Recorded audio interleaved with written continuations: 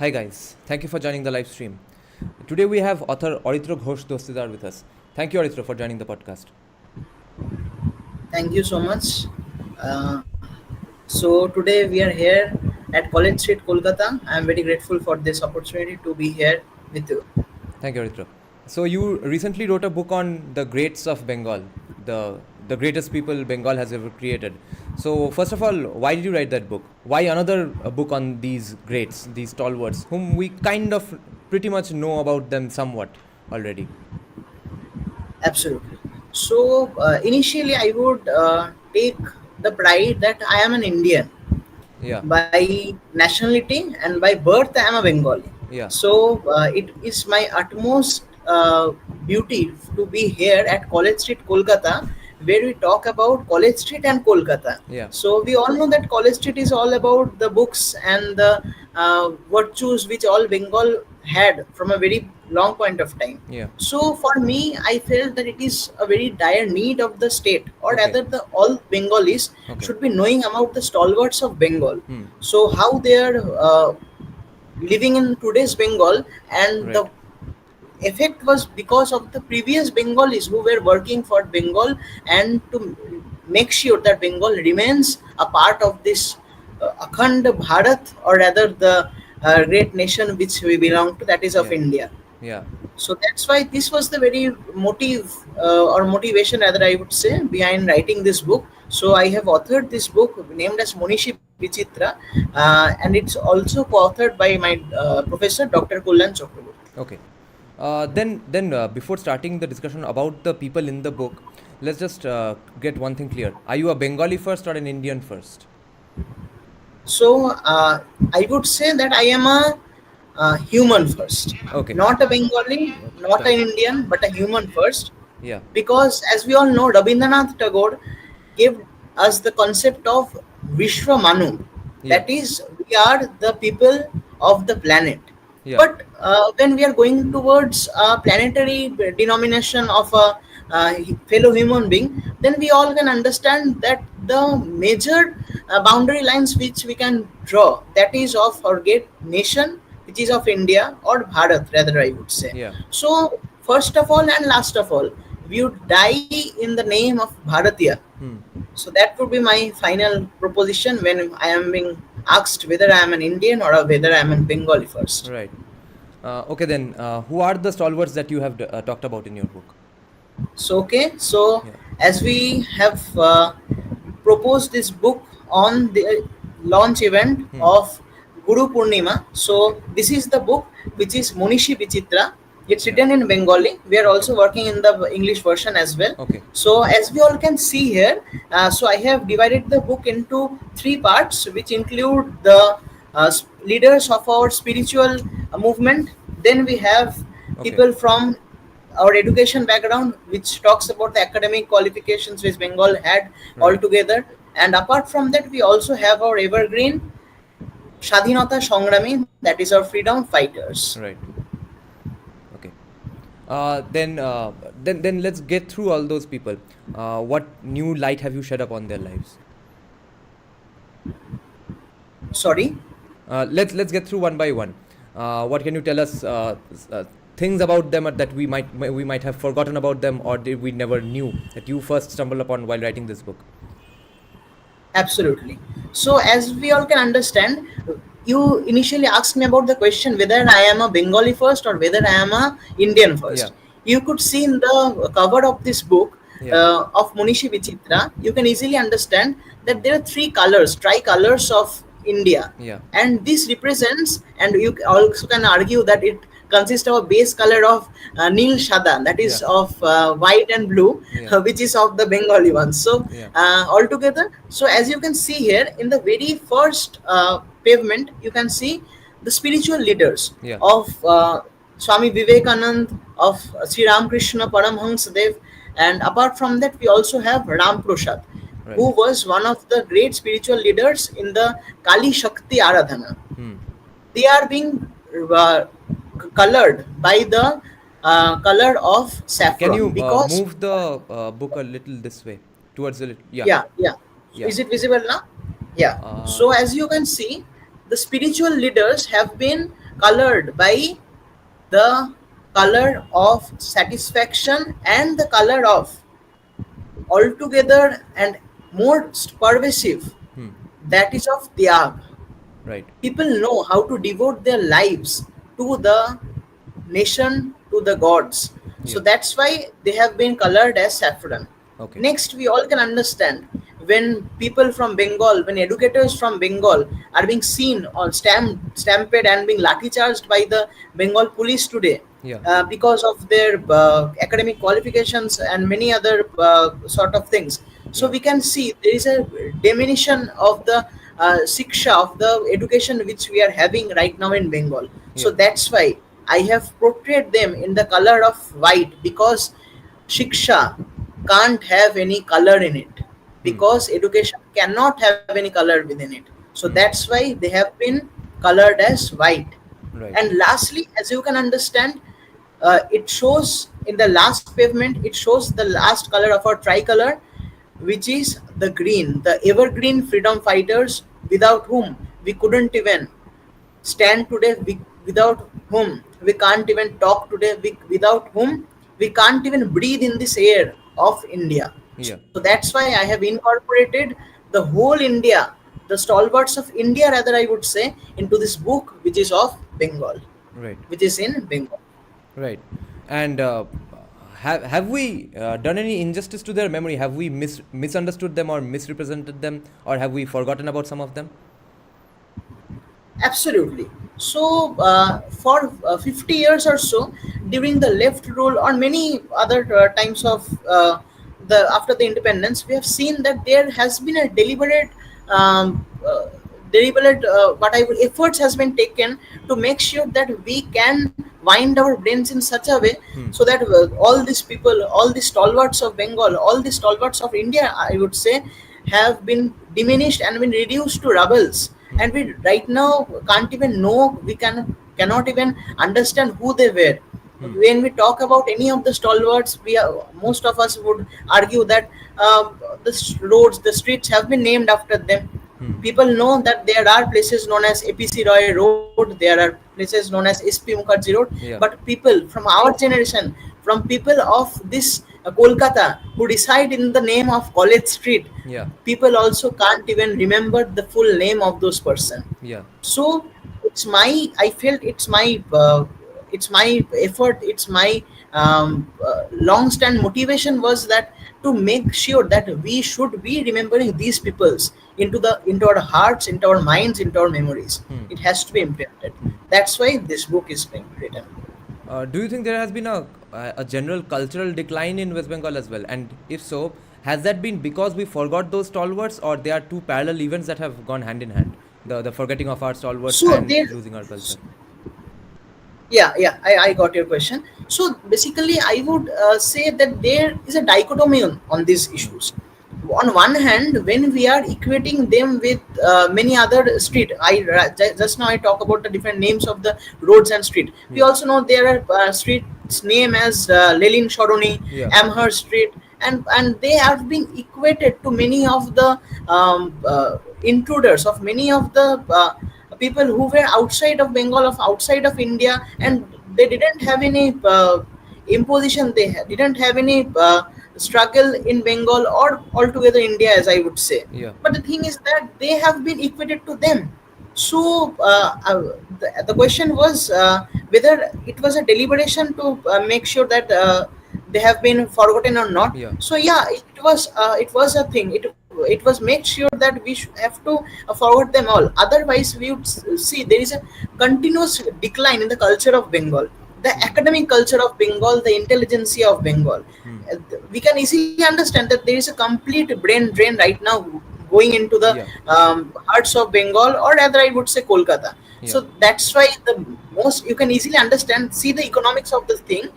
So right now we have to speak in English to make sure that audiences from urban India or rather urban Kolkata, they might understand. Yeah. This shows that how the cultural decline is there already, and Hmm. it's eminent in most of the cultural works, in most of the missions, in most of the schools, college structure, and every other institutions. You can find this cultural diminution. Hmm. And It's going to yeah, divide.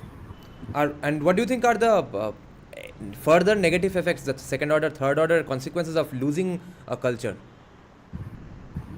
The very first thing which we would see in this decline is the decline of the language first. Hmm. So first, you would understand that right now, when we even speak in Bengali, when we even have a chat with someone, social media, we would be using the words as in Bengali, but the words would be written in the script of English Yeah. or any other Indian language. We can make sure that this is happening in most of other Indian languages as well. In most of the South Indian languages or of the North Indian languages, we can easily understand that the Hmm. script has been changed to English. Hmm. So this is the first point of understand which we have to think, that we are losing our culture not by the mere academic lens, but Yeah. by the mere language which we speak. Hmm. And see, the language is the method, the language is the lens through which a whole culture can be understood. Hmm. And see, a few decades back, we have in India, we have in Bengal, named as Young Bengal movement. Hmm. So the Young Bengal movement was started by one of the foreigners. But see the Yeah.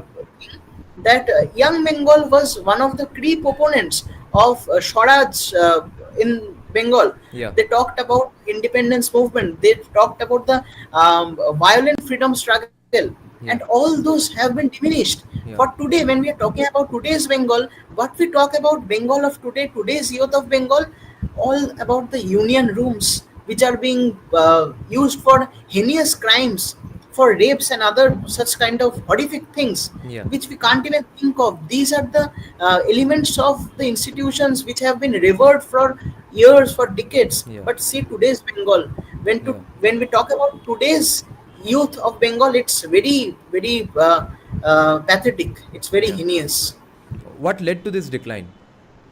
What What led to this decline? Why did a group of people from this region called West Bengal all of a sudden only churn out bad leaders and evil people? So there, first of all, the one would argue that both from people from in Bengal and from Kerala, you could see people.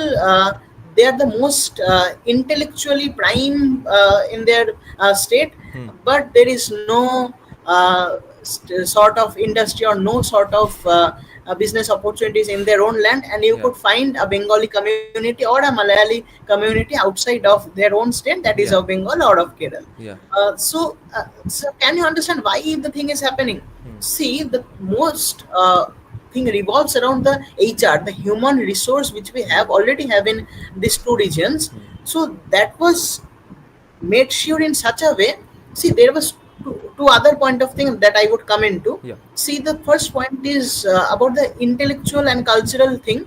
The Marxism, when it understood that it can't even think of making sure that it is connecting to the audiences, the young audiences, by the economical class divide, the class Hmm. struggle, which talks about the economical divide.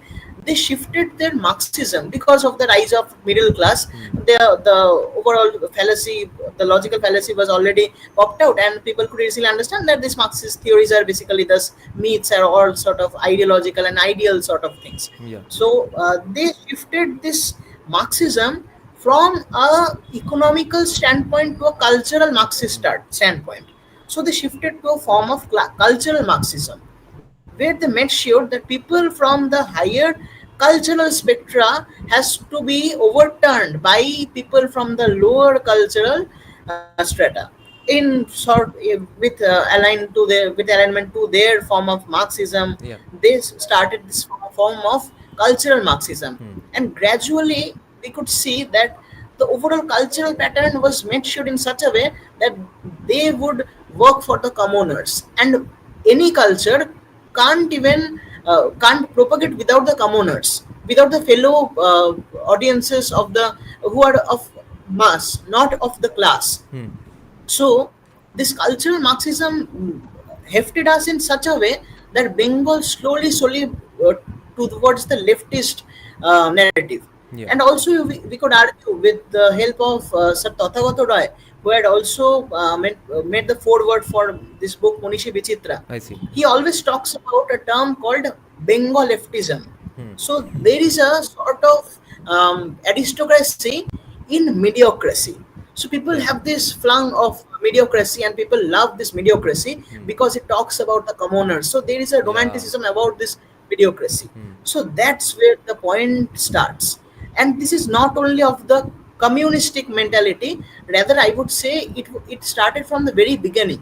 Hmm. See, I talked about Kerala, but Kerala was not of the border states. Hmm. You could see another point of issue rising in border states such as in Punjab and in Bengal, where you could see sort of uh, class struggle, or whether I would say a generational struggle, which was there due to the partition of India. Hmm. The two areas of India, that is of the eastern front, which includes Bengal, of Kolkata today, and of Punjab today. So it made sure that the identity of the Indian identity gets loosened down, and Hmm. the state identity, or the rather the Punjabi or the Bengali nationality, or the Bengali state food Hmm. would be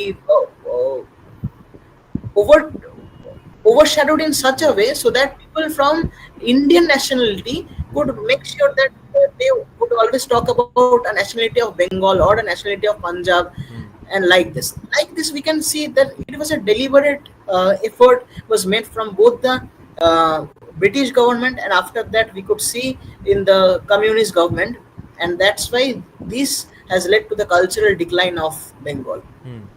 Now we have an interesting question from an audience member that wasn't Dirosio's movement one of the first attempts to deracinate young Bengalis from Hinduism? So why eulogize Dirosio? Sorry, I couldn't get the Yeah, question. wasn't Dirosio's movement one of the first attempts to deracinate young Bengalis from Hinduism? Then why eulogize Dirosio? Can you just copy the question in the chat, because I am unable to hear it very Okay, clearly. okay. Wait.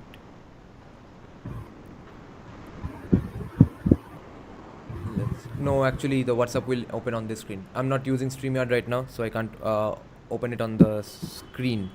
So, Okay. Dirosio's Young Bengal movement. Okay.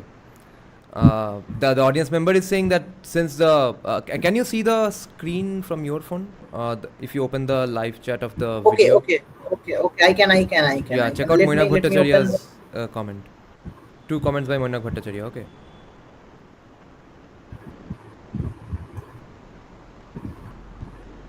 okay. So let me search College Street, Kolkata. Yeah. Street, Kolkata. See the live stream going on and see the comment section. Yeah. The live is already there. Yeah. Check out Moinak Bhattacharya's comment. Absolutely, absolutely. Yes. See, I was right now. I was talking about Young Bengal movement. Yeah, Hmm. Dirosius movement was one of the first attempt to. Absolutely, it. He always talked about the. Now, first of all, we would see that Hinduism, the word Hinduism, which we are talking today, Hmm. the question talks about why young Bengalis are delineating itself from Hmm. Hinduism, and why are we derailed so much from Hmm. Hinduism. Hmm. First of all, we need to understand that Hindu is never a ism. Hmm. Hindu is always Hindutva. Hmm. And why this Hindutva? Because Hindutva talks about the Hindu Tattva. That is the Tattva. Tattva means the, altogether it means The the essence. Hindu Tattva is the intellectual base which the Hmm. Hinduism has. And Hmm. Bengal was always known for the Bhadraloks, Hmm. and the Bhadraloks gave the impetus to the Hindu nationalist movement of Bengal. Hmm. So, first of all, I would suggest that Dirosio's movement was not an absolute attempt to delineate person from Hinduism or Hindutva, because it was made sure in such a way that it would lead to the nationalist movement of Bengal. It was not aligned to any other religious kind of thing. We Okay. can easily understand from people from the movement. They were quite aligned to their religious stuffs, and they made Okay. sure that these religious lines were not in accordance with the young Bengal movement, and that was at par with the same. I So see. there was no sort of involvement in the thing. Only part is that it was a political entity, and the political entity was made sure in such a way that the organizational commitment of the overall organization should be in alignment with the Britishers. So that was one of the thing. But the people from that point of time, they were very strict to their own religion, which is Hinduism, I and see. people used to read Gita a lot. I see. So that point of time, you can't even think of eradicating people from this their own religion or Hinduism. Hmm. Next, we will take Barbarika Smriti's comment. Can you see it? It's also asked to you only. Do you think there Yeah. is a Do you correlation think? between the Bengalis' reduced risk appetite and the collective narrative of leftism? Do you think there's a relation between these two things? Absolutely, absolutely, and it's really perfect question. So we were talking about this thing only. There is a reduced risk appetite of Bengalis, but the Hmm. thing is that we have lost our narrative. We have lost our thinking power that initially Chanakya calls this anvikshiki, the art of thinking. So Hmm. we have lost our art of thinking, which is anvikshiki. Hmm. Without anvikshiki, we are nothing. Hmm. Because as we can understand, she talks about the reduced risk appetite, Hmm. and it's not only about the freedom struggle. It was made Hmm. sure that we reduce our risk appetite in every sort of thing. We Hmm. can easily understand that that's why Bengalis are not currently having that much of economic power, because they are not in business today. Hmm. And see, when we talk about APC Roy, who Hmm. is Acharya Prafullo Chandra Roy, Hmm. he was one of the stalwarts who in one hand was working for the freedom struggle with his genius of science, which is genius of chemical sciences, with which he used to make different kinds of bombs and explosives, and would serve other freedom fighters who were in the violent fold. Also, on the other hand, he also established the Bengal chemicals, which we have forgotten altogether today. There is only a metro station which Yeah. make us remind of something known as Bengal chemicals. Yeah. But apart from that, the APC road and the Bengal chemicals connection remains vanished, remains diminished. Yeah. So this is the dire state of Bengal today. Hmm. Now, leftist students often give this argument. I'll just ask you that argument. That see, you think the Derosians were doing a great job, or the freedom fighters, or when the freedom fighters were students themselves, the student movements of those days, they were speaking out against the oppressions of of the state of those days, the state with capital S, the government, oppressive government, etc. And today's leftist unions are trying to do the same thing, and therefore criticizing the oppressive state of today. And obviously, none of us can disagree that there aren't some flaws in every government handling of things. So then why not? Why isn't their existence as appreciable or justified as the existence of the Derosians or the young freedom fighters? See, the young fighters were very aligned to the Hindu nationalist movement as well. See, when we talk about the freedom fighters, people used to carry Gita with them, Hmm. and they were very aligned to their own religion. And when we talk about the overall freedom struggle, there is a very heavy implication of Gita into them, of because Gita ji always talks about how we can make sure that we have to win the war, and this is how we have been taught by Sri Krishna to Arjuna, Hmm. that whenever in war we should remind ourselves of Gita of Sri Krishna, because see, when Krishna talks about the basuri or the bashi, in Hmm. Bengali we say the flute, Hmm. uh, he is being made he's been made in such a situation. The situation is made in such a way that he has to pick up the chakra Hmm. in the form of the wheel of the chariot to Yeah. kill Bhishma. Yeah. So we can easily understand then, when the war is Bhishma, that is when the war is Bhishan in Bengali, Yeah. we need to pick up the chariot, we need to pick up the wheel of the chariot as our astra. It shows us that in every kind of Hinduism, there is a form of warfare, there is a form of both the intellectual and a form of violent struggle. Also, we could see when Netaji was working for the Azad Hind government, Azad Hind cause, Hmm. you can easily understand that Netaji, we all know, he always talked about the political freedom of India, but underlying the fact, the political victory or the political freedom of India was the spiritual freedom of India, Hmm. which was based on the virtues and belief system of Vivekananda and Swami Ramakrishna Paramhamsadev. Hmm. So they talked about Shakti when Ramakrishna Paramhamsadev talked about the Shakti, the warfare culture of India. Hmm. Sri Swami Vivekananda, he Hmm. talked about Vedanta. Hmm. When Vedanta gave us the Anvikshiki, the power of intelligence, the power of thought, Shakti Puja gave us the power of warfare. So Hmm. this was altogether a uh, very what I would say is a very complex and a very complementary structure which helped us to get the freedom movement, and we can easily understand that during the freedom struggle, the Mukti Jodhas and all those things, the Hindu impetus was always there. Hmm. Yeah. Now, on this context of them being such devout Hindus, I think Barbarika Smriti's another comment here is very relevant. She's saying that Hindu nationalists of Bengal almost always considered themselves to be Ugra. No one was in competition on how Bhodro others considered them. So, what do you think of the Absolutely. obsession with Bhodroism and the Bhodroloks of Kolkata? Absolutely. See, I won't think that those were opposing each other. See, for any sort of warfare, na, you need two types of people.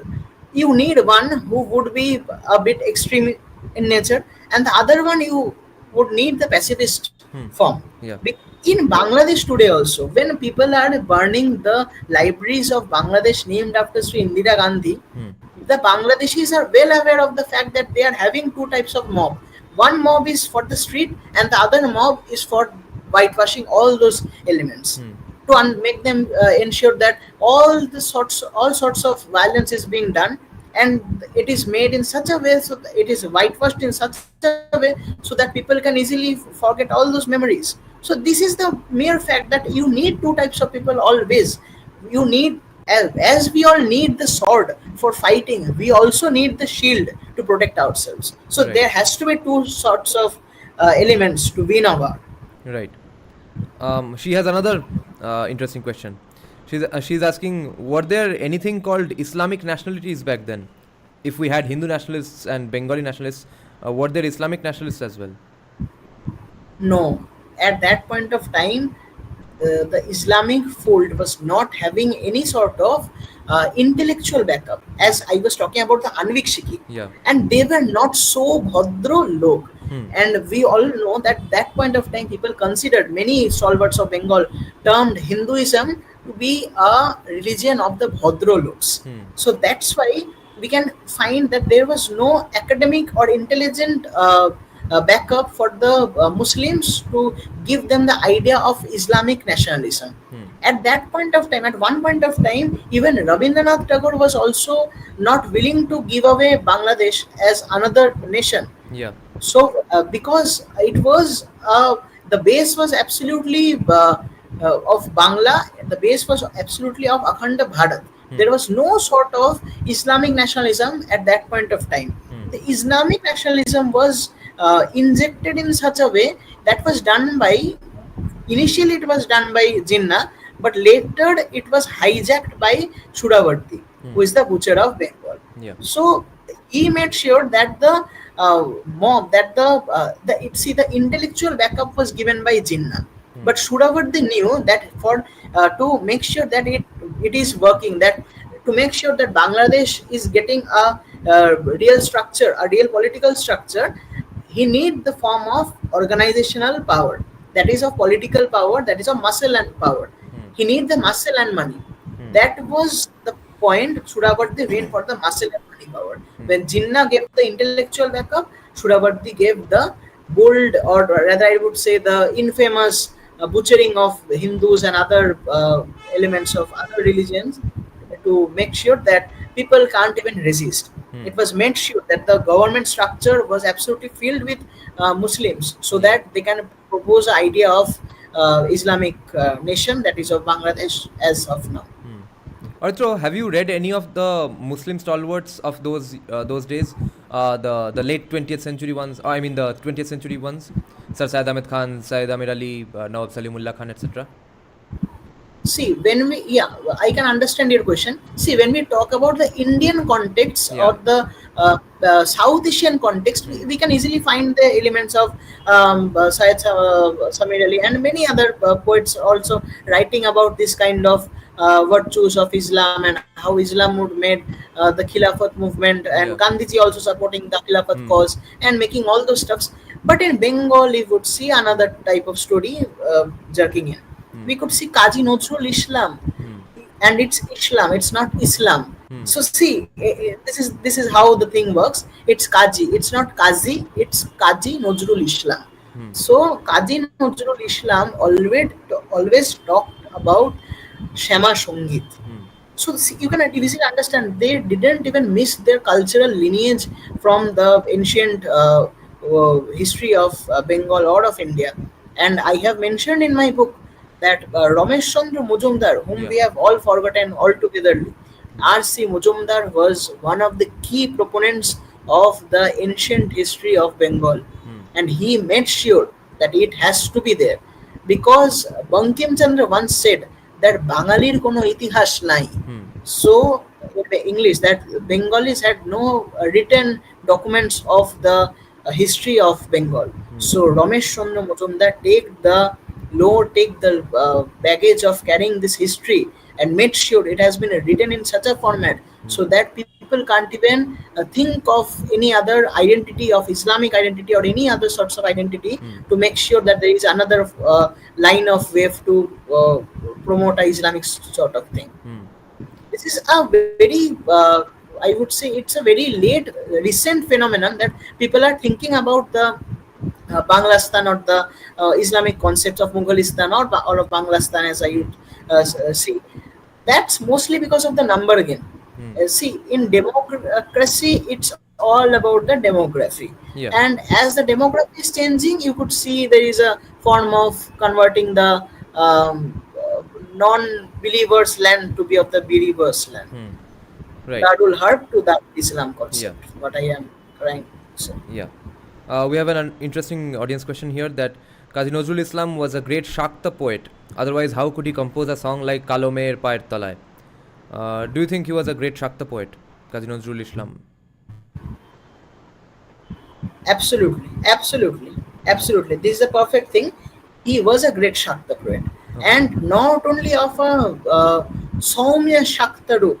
If people could understand that there are two types of Shakta fold. One is the Saumya and another is the Ugra. Hmm. So Ugra talks about the violent nature, and Saumya talks about the pacifist nature. Hmm. And when we are talking about Shema Songit, Hmm. it talks about Kali the mother, Hmm. and the concept of Kali the mother, you could see very beautifully and vividly described by two person. One is of Sister Nivedita, Hmm. and then another is Kazi Nazrul Islam. And see, both of them are non-Hindus, Hmm. but they could feel the power of mother, because mother is eternal. Hmm. It is not religious. It rather it's cultural, and rather it's very protective, and rather it's very own, and it's very connected to our roots. So people can't even think of anything apart from this narrative. Hmm. So absolutely, I would suggest that we have seen that Kazi Nazrul Islam writing about Shema Songit, and when we talk about Shema, when we talk about Tara, when we talk about Kali or Mahakali, it talks about the Ugra Roop of Ma. Hmm. So that's why it's very important to understand that at that point of time, all the Muslims there were underlying Hindus. They made sure that culturally they were Hindus, and their Muslim identity was not anything other than that of a Bengali identity. Hmm. Now, just to get back on the previous question, Aritra, now when people like Sir Syed Ahmed Khan, Syed Amir Ali, Nawab Salimullah Khan of Dhaka start writing in favor of a creation of Pakistan, etc., all the Muslims are finally convinced all of a sudden. Up until them writing those propaganda pieces, they were kind of on board with the Congress idea of freedom only, at least the poor Muslims. Now, then the stalwarts of Bengal that you mentioned, they had created a narrative, knowingly or unknowingly, which was in favor of India and with a Hindu tinge. Was it a failure of those stalwarts then, or was it a failure of the descendants of those stalwarts that they could not counter the narrative created by Sir Syed Ahmed Khan, Syed Amir Ali, and they were able to convince so many people that Pakistan is in fact required? Okay, so at that point of time, it was not a Islamist thing. The Indian one was the South Asian one was absolutely a Islamist one. Hmm. But when we talk about the Bengali fold, we talk about Bengali nationalism. Hmm. There we can find many sort of references to Bongo Mata as the Bangla Ma or Hmm. the Desho Matrika, Hmm. where we talk about Bengal as a motherland, Bengal as a mother. Hmm. So there it was made sure that see, when we talk about the Islamists, they have very known from a very long point of time that it was not a thing to get a homeland of for the Islamist Yeah. within a day or two. Yeah. So they thought of very long point of strategy. Like as of Indonesia, we could see Indonesia being the largest Muslim country. Hmm. Also, how this Bangladesh happened, how Hmm. this Bangladesh thing caught up. Yeah. So Bangladesh was created mostly by the narrative of Bengali nationalism Hmm. rather than Islamic nationalism. Hmm. It was Shama Prasad who made sure that the Bengali Hindus could get their homeland in India. Hmm. So that's why the communists tell that Shama Prasad was one of the very communal person who made sure that Hindus and Muslims would remain separated. And Shama Prasad was the visionary who Hmm. could understand that with the number game, with the demographical games, Hmm. the Muslims would overpass the Hindus and they would overpower as well. So this is how at that point of time, even Sheikh Mujibur Rahman, when he talked about the idea of Bangladesh, when at 1971 after the Bangladesh Liberation War, where from the he get the idea of Bangladesh, he talked about unified Bengal as the basis of the concept of Bangladesh, Hmm. and that was not Islamic in nature. Hmm. It was absolutely of Bengali nationalism I see. and not of Islamic nationalism. Hmm. Then after Fazlul Haq, Hmm. Fazlul Haq was initially a very lenient person. Hmm. He was heading the Congress also, Hmm. and he was more of a stuff when he talked about free movement, and he was a very farmer leader. He Okay. moved to the farms and he connected with the roots of the grassroots. Hmm. So at that point of time, Fazlul Haq later shifted to uh, Jinnah, Hmm. and that's point of time Jinnah got the organizational or the political strength which we call the Shangotonic Shukti. Hmm. So at that point of time, Jinnah got the political power to start his venture of this Bangladesh or the East Pakistan. Hmm. See, this East Pakistan was a very overlying thing which was brought to Bangladesh in a very what I would say, मतलब एकदम ही थोप दिया गया था. Hmm. इसलिए तो नहीं हो पाया ना अंत में जाकर. Hmm. इसलिए तो कुछ दिन बाद खाली हो गया. Hmm. The 1971 war happened. Hmm. The Islamic identity was overpowered and it was stamped onto the Bangladeshis. It was never before. Hmm. Today you can feel that Bangladeshis can have a very Islamic point of uh, sort of orientation because after the this July revolution. Hmm. So after a few decades, after a few months or so, they are having their own form of freedom movement. Initially, at 1971, they had their freedom movement. During the formation of East Pakistan, they had their form of independence. Hmm. Few months away, they have their independence. Let it be. Let's Hmm. see Hmm. when the final independence come to Bangladesh. Yeah. What do you think of Bengali nationalism today then? Bengali nationalism is all about Joy Bangla today. Hmm. Nothing much. Hmm. Bengalis see in both the scenarios when we are talking in India, talking about India, we could see that Bangladeshis when they are peeping into India, they talk about that India is a very economically prosperous country, and that's why they are forced to come here into the Indian front because Bangladesh is not giving them the economical support to make sure that happenings and other sort of livelihood is taken care of. Hmm. But the funniest part is that people from other countries, or even people from other countries, the leftist, as I would notice, Hmm. that they often claim that the Muslims are in danger in India. See the dichotomy. But Muslims from Bangladesh are coming to India to have a livelihood. So Hmm. this is the dichotomy, and this is the Yeah. funniest fallacy which they are having in their logic. So right now the Bengali nationalism is being pushed, is being triggered by Turkey right now. Hmm. Turkey is funding them in such a way so that they are getting a narrative of Banglastan or of greater Bangladesh. Hmm. Initially, they can't even think of getting apart from India. Hmm. Even there was no sort of university in Bangladesh. Hmm. All was dependent on Kolkata. Later on, Dhaka University happened, where many people from Kolkata used to help them to make sure that Dhaka University gets worked upon. So Hmm. this is how Bangladesh got independence. Yeah. Now, the reason I'm asking about Bengali nationalism today is because a lot of Bengali nationalists today have this opinion that the only reason we don't have that kind of an era of Bengal where these sorts of stalwarts are created and that sort of industry, the successful Bengalis are being created, the only reason we aren't being able to do that is because we aren't prioritizing Bengali language or Bengali people over the outsiders, quote unquote outsiders in Bengal. And if we just do that through a slogan called Joy Bangla, then we will have those days back. What do you think of that opinion? Can it be done that way? Absolutely, absolutely. I agree to your point. Hmm. And see, when we talk about Joy Bangla, I couldn't feel about any Bengali nationalism you're talking about in India. I mostly focused on the Bangladeshi counterpart.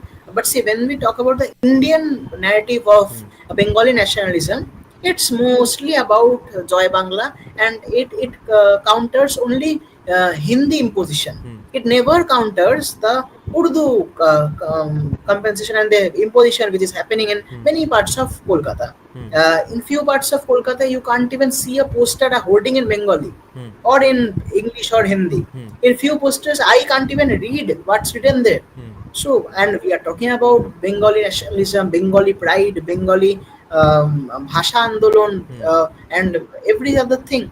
The Bengali language, we are taking pride in the Bengali language, but we are focusing only on the imposition of Hindi in it. We are not focusing of the English wordings which are coming into our Bengali language.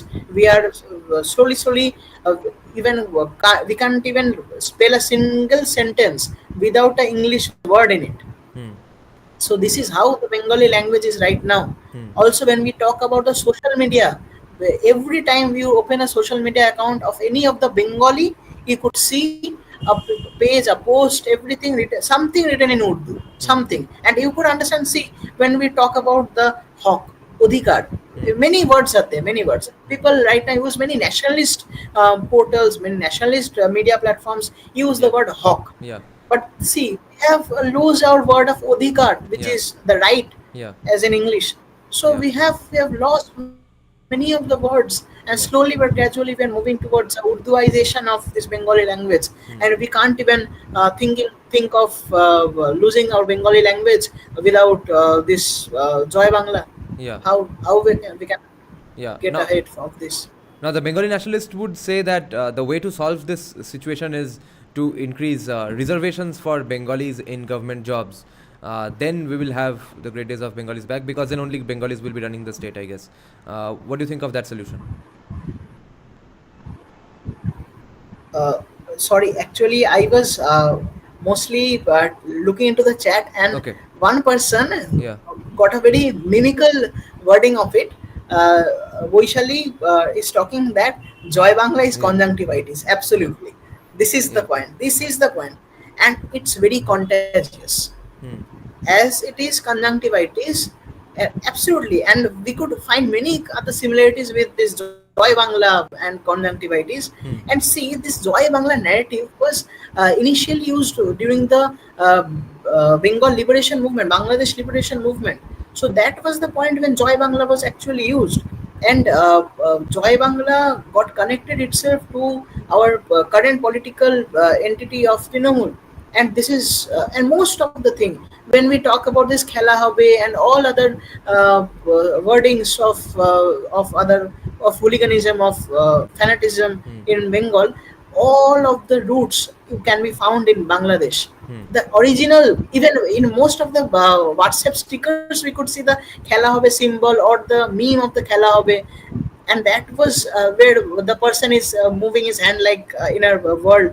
So it was of Bangladesh, Hmm. and most of the things, most of the wordings are being taken from Bangladesh. See, we how we are losing our intellectual mind to Bangladesh. Hmm. And with this narrative of Khela Hobe, we are murdering, we are butchering Hindu voters, even Muslim voters of Bengal, of current day West Bengal. Hmm. It's very pathetic in nature. Yeah. So therefore, should there be an increase in Bengali reservation in in West Bengal's government services? Reservation has to be there. Reservation can be of economicals Hmm. category. But the thing is that see, there is no sounds of there is no signs of casteism as of now in Bengal. Hmm. But the thing is that, like I was talking about Shudavat, the butcher of Bengal, he made sure that the police can't work into the help of the Hindus Hmm. by incorporating radical Islamist into the policing system of Bengal, of that day Bengal. The Hmm. same thing is happening today with different sorts of voter cards, with different sorts of quota reservations in the name of OBC and all other stuffs.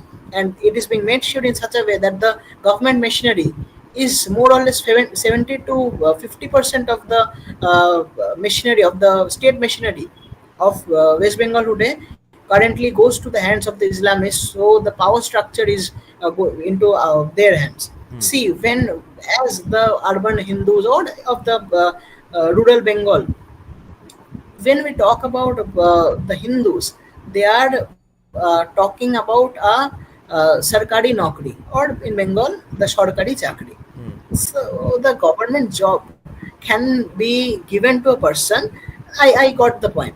For the economical benefit of any sort of upliftment, of economical upliftment, of social upliftment, it can cause a change. Hmm. But the thing is that with demographical change in a democracy, the political power would be the hands of the radical Islamist, Hmm. and the Hindu servants, chakri, there would be doing a service or a chakri, right? Hmm. So they would be a chakor, right? Hmm. They would be a servant to the political power, which is handed over to the demographically stronger section of Bengal. Hmm. There is no census. We have been knowing the fact that Bangladeshis are getting voter cards and other cards and many other sorts of identities in Bengal. Hmm. So the demography of Kolkata has been changed to like hell to anything. When we are talking about the stalwarts of Bengal of that day, we can't even think of any region of Kolkata which is left for radical Islamization. Hmm. Most of the pavements, most of the roadways are being captured by the Islamist. Yeah. What do you think is the main problem of West Bengal? The which one do we need to solve at the as soon as possible to solve other all the other problems? Absolutely. The first point is the change in narrative. The Hmm. overall narrative has to be in alignment with the national security. Hmm. Without national security, Bengal would be nothing. Bengal would be turned into rebels. Hmm. We talk about Shiliguri corridor and all other stuffs that are being uh, known, that are being infamously known by many of Indians. But the thing is that on the Kolkata, on the very own city of Kolkata, we could find that many places are being reduced uh, to the national security agencies, and I think nothing has been done for this. And when Hmm. we are losing Kolkata, Kolkata acts as a frontier for Bangladesh. When we are losing Kolkata, it's a easy guess, it's a easy estimate that the Sheikh Hasina's uh, what I would say, the extradition with which is being faced by her, Hmm. that was not a very good thing to India, and this is because Kolkata is already into the hands of the Bangladeshis, Yeah. and this is a mere fact. And Hmm. the change which we can do is the change in narrative. Hmm. Right now, I talked about Anvikshiki, the Hmm. art of thinking. Hmm. People of Bengal are losing the art of thinking, Hmm. and as eventually, as gradually we are losing the power of thinking, we are eliminating many sorts and many elements of the Bengali intellect, Bengali academics, Hmm. Bengali culture into the overall hands of the Bangladeshis or of any of the elements of outside of Bengal. Hmm. Then since we have clarified what is the problem, then let's discuss the solutions. Where do we start? What are the solutions on an individual level, then on a society level, and then on the political level? Okay, so in the individual level, we need to carry on our narrative to our fellow mates. Hmm. Likewise, we are doing. Hmm. Many people of urban Kolkata would be watching this video, but the thing is that they won't be spreading the information, spreading the message to others who they know to Hmm. be leftist or any of other people. See, political affiliations can be many, but Hmm. national security has to be in the first place. Hmm. With when we talk about Bengal land, the Bengali land is getting to be diminished to the Bangladeshis, and Hmm. Bengalis are losing the fact that they have made sure that India would get freedom with the help of the Bengalis. Many of the stalwarts of India were born in Bengal. The freedom movement, the freedom struggle, absolutely everything was based from Bengal. When we talk about the national song, when we talk about the national anthem, Janagono Mono, Hmm. when we talk about Bonde Mataram, everything was written in Bengali language, and it was there in Totsamo Sangskrito Bhacha, Hmm. which is the the Bengali equivalent of the Sanskrit language. Hmm. And see, altogether today we have made sure that the Sanskrit is deprived Hmm. from the Bengali land altogether. Hmm. The Durga Puja, which we are talking, which we uphold as the most revered religious festival of Bengal, Hmm. has been reduced to Sharad Utsav, which is basically the Utsav of Sharat Kal. Hmm. And with this, the leftists had managed to make our minds in such a way that Bengalis would lose the understanding that Durga Puja was a celebration of Akal Budhon, which is the worshipping of Mother Goddess Ma Shakti, Ma Durga by Lord Ram. Hmm. See, slowly we are de- de- delineating ourselves from Sri Ram, from the mainland India. We Hmm. are calling them the Bhoiravato. Hmm. But the Bengalis, we all know, we all worship the Rupa of Durga, which was initially worshipped by Sri Ramchandra during the Ramayana war, that is of Akal Budhon. Hmm. So this is how slowly and gradually we are losing the stuff. So at an individual level, Hmm. if we start, we need to be aware of what we are hearing, and we need to counter the fact whenever we see or we get to know about something which is making our nation a weaker one. When we talk about the national security Hmm. at an organizational level, many political parties have to make sure that their agendas are well fitted in such a way so that this individual perception of Bengal has to be in alignment with the national narrative of India. Hmm. And that can only happen when we, as an individual, can understand that Bengal was always and will remain a part of India, Hmm. and to get not a get a good job, rather we would get a good life in Bengal. Hmm. We need to understand, and at an individual level, if we can make sure that few of our friends,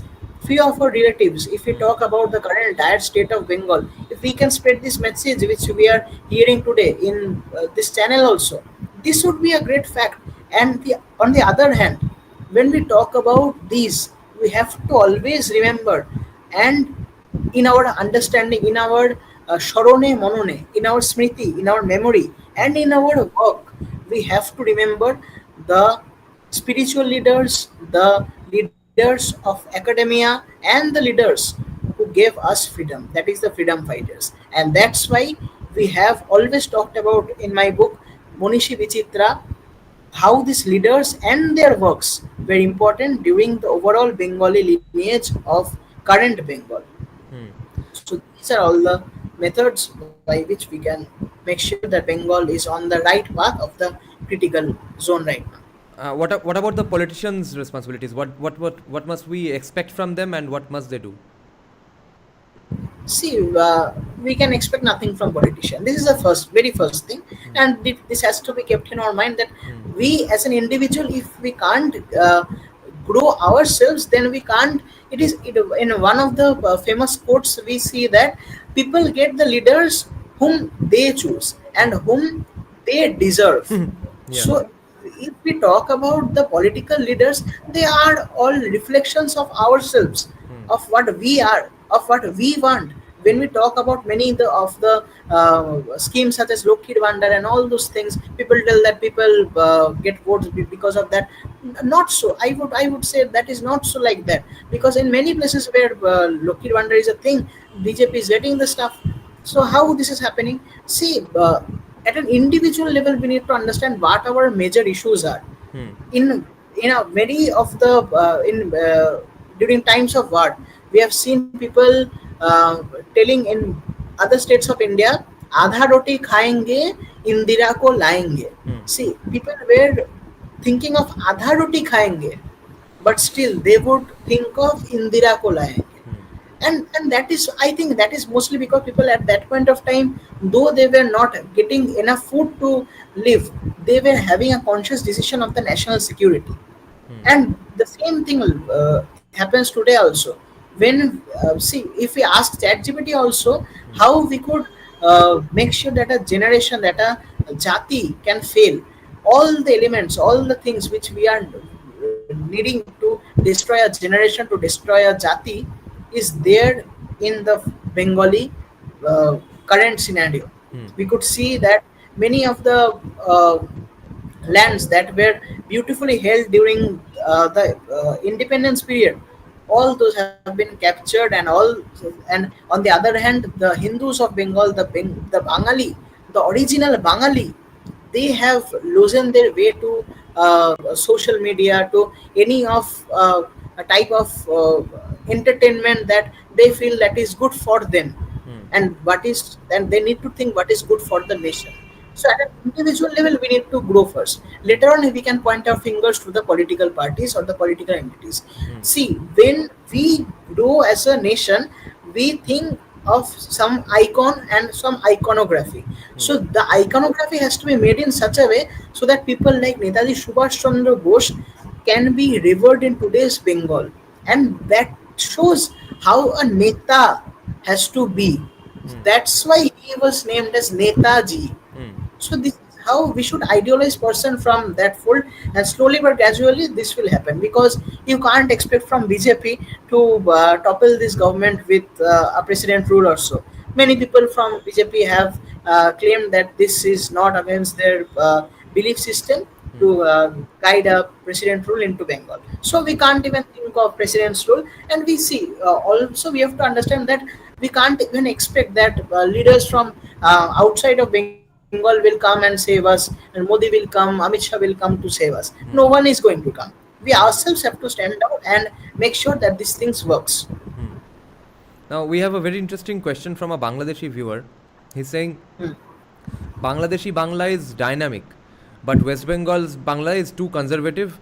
They filter words based on religion, origins, and more. So the Bangladeshi Bangla that includes words like fufa, khala, gosel, etc., that's actually more dynamic. Do you think so that Bangladeshi Bangla is therefore more dynamic? And if it is so, if it is at all dynamic, more dynamic than West Bengal's Bangla, is it inherently good? Is it better to be dynamic? Which one do you think is the case? Is it dynamic, and is it better that, and is it better for being dynamic, Bangladeshi Bangla?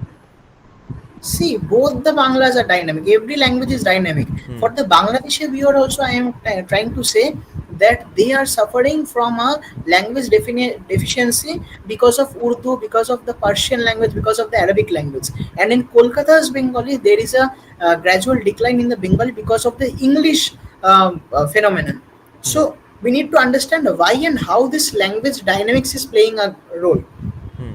On one hand, when we talk about English words, we are much aware of the fact that we are incorporating English words into our overall Bengali sentences and Bengali languages Hmm. as of Kolkata's Bengali.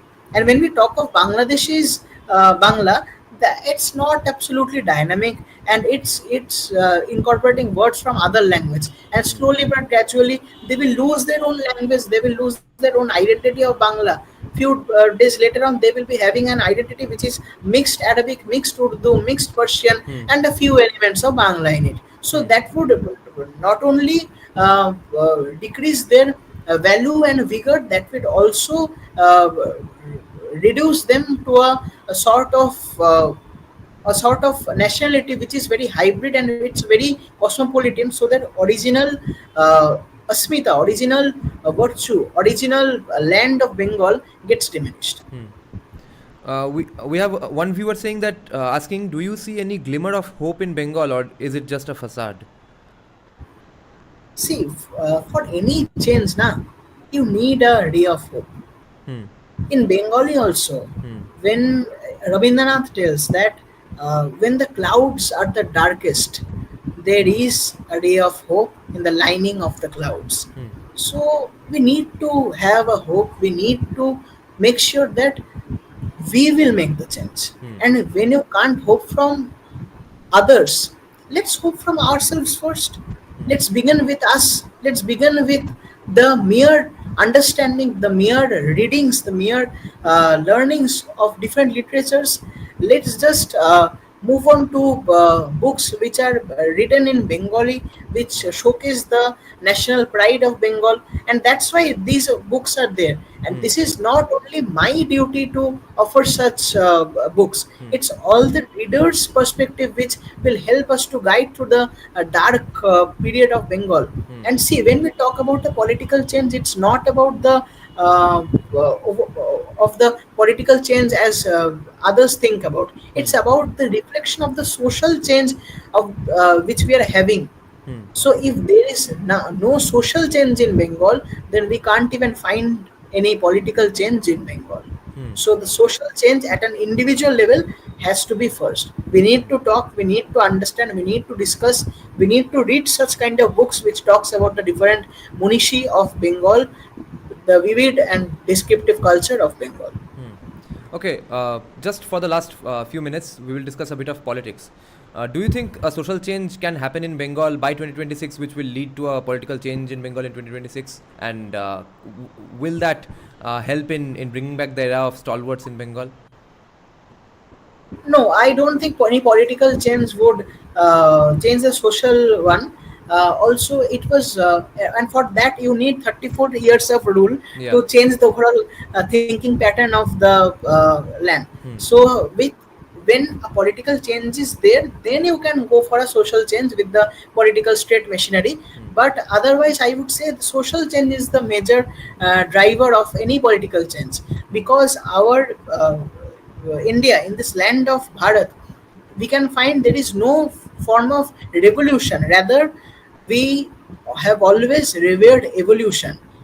इस देश में क्रांति नहीं संक्रांति का ज्यादा महत्व है. Hmm. So that's why we would suggest that when we are celebrating different emotions, different festivals, our Bengali pride and Bengali asmita has to be there Hmm. in the local folds, in the local religions. When we talk about different local deities, that is of Ma Monobibi, Hmm. Vishalakhi, Ma Monosha, and all these forms of deities, Hmm. these has to be revered to make sure that the local population, the rural population of Bengal, they don't feel undermined, they don't feel marginalized. Hmm. They has to be taken with our narrative. Hmm. And this is how only we can find a political change in Bengal, rather than moving towards a hefty narrative of Jai Shri Ram, of any of narrative.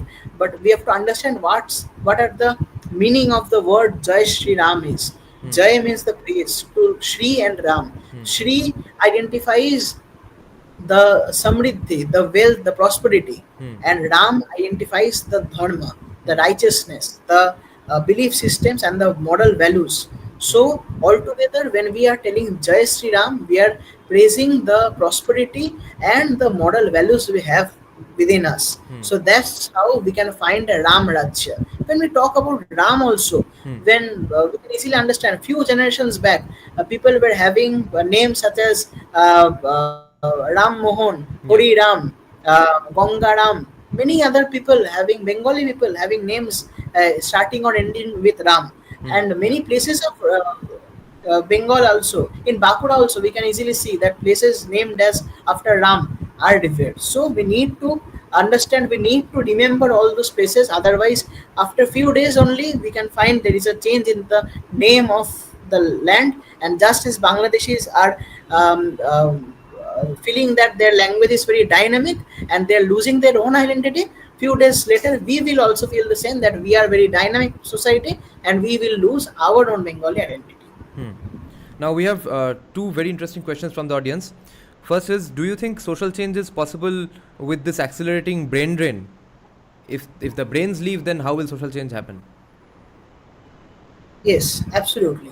uh, See, for the brain drain, I agree to the point that when we talk about brain drain, the social change can't be thought of. But the thing is that brain drain uh, uh, is not a very form of hurdle, because of the social media or the digital media which we have as of today. Hmm. Bengalis from all around the globe. See, when we can solve the Kashmir issue with people who have been trodden from their land, who Hmm. have been removed from their land, still we have captured, we have made sure that Kashmir is still now a part of India. Hmm. Need to make it sure that Bengal remains a part of India also. Hmm. And that could easily be done by people who are there from other parts of India, who see, it's not only the work of the Bengalis or the Bangalis or the people who are deciding in Bengal. That's why we have also thought of making this podcast in English, Hmm. so that the language barrier is not a issue for Hmm. other urban elites of India. Yeah. People all across the urban India can unite and call for the virtues of Bengal, the Asmita of Bengal. So Hmm. that's why I think brain drain as of today is not a big deal, because that can be reverted back, that can be fixed with the political change and the economic prosperity. As Bengal will it will come to Bengal, it will all seep into its place and Hmm. everything fall into its place. Okay. Then, Auditro, last question for today. Wait, where did it go? We have a fascinating question here. Yeah. Do you believe that free market capitalism will work in Bengal? Ritam's question. Yeah, I got you. Yes, Yeah. I think free market capitalism will work in Bengal, but the thing Hmm. is that there is no political or social will to make sure that free market capitalism is going to happen. Hmm. So the political will and the social will has to Yeah. take its own way to make sure that this capitalism is there. Hmm. And see, when we talk about this capitalism, this tolabaji, Hmm. as we all understand, these are all sorts of free market capitalism. And there is no government regulation to Yeah. sort these kind of things. Hmm. The only thing which we can focus on is of ethical capitalism. Hmm. That is, the capitalism has to be there Yeah. with a basis of spiritualism, with a Hmm. basis of ethicalism in it. Hmm. Otherwise, the free market capitalism will also have its own flaws. Hmm. And as we can understand that in British India, the capitalism was there, and the Hmm. Indigo Revolution and all those happened. After that, the communist came into being. Hmm. So, free market capitalism also has its own flaws. So, Hmm. that can be removed using the ethical capitalism, and Hmm. it will come as we are going towards a new era of Bengal. It will Hmm. sure definitely come. Okay. Okay. Thank you, Auditro. Thanks a lot for joining our podcast. Hope to have you soon Thanks a back lot. with your next book. Thanks. Absolutely. Also, Yeah. please give a shout out to this book, Yes. Manishi Vichitra, so Hmm. that people could understand the different Monishis of Bengal. Yeah. Thank you Will so this be much. available on Amazon anytime soon? Yeah, it will be. It will be, Okay. and I would share all the details. Yeah, And right sure. now, is it available anywhere if we just call up the publisher and stuff that way to get No, copies? right now it got just published in the Guru Purnima, Hmm. and it's very naive right now. Hmm. So we are Right. in the process of making all those Okay. available as of now. Okay. It would be available in Amazon and Flipkart as well. Okay. Thank you, Auditro.